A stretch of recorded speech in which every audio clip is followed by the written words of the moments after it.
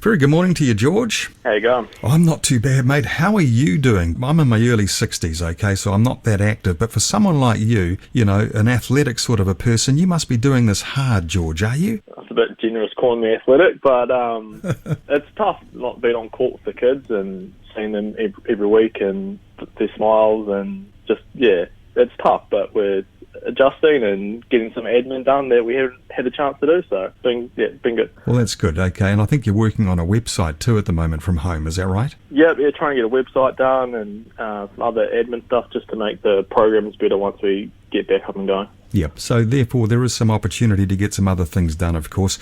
George, how has the pandemic influenced North Canterbury basketball as a whole?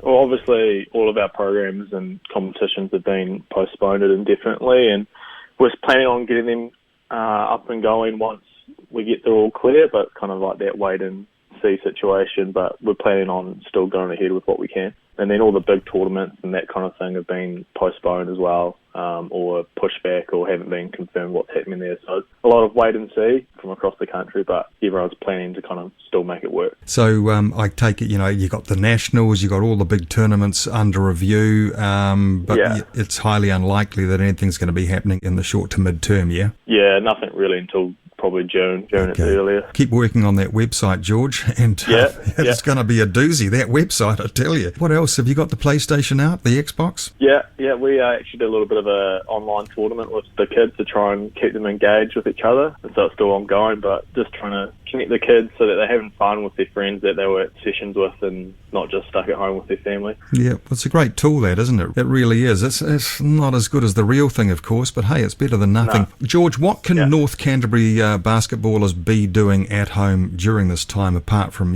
doing the Xbox, PlayStation thing? Well, I think just spending time with your family is actually like a massive opportunity. Like, when else do you get 4 weeks at home with nothing really going on? So enjoy that time. But in regards to basketball, just have fun, grab a ball, be creative, try new things, and just kind of love the game. Just being around your family and your siblings and that kind of thing is really important. Most basketballers have a hoop out the back. You can still shoot a few hoops and remain within your bubble, so it's not like some sports, so that's a good thing. Quite lucky in that regard, yeah. Absolutely. So it's all about staying connected with friends and just basically, wait this thing out like everybody else is and think of the good times coming, George, yeah? Definitely. I just want to add one thing that my thoughts go out to mainland netball. Obviously going into voluntary liquidation over the weekend, it's tough for them, and some awesome people are going through a bit of a tough time over there, so my thoughts go out to them. Yeah, well, that's of course the other side of this is the financial side. Is North Canterbury basketball, I'm off script here, George, but in reasonably good heart that way? Yeah,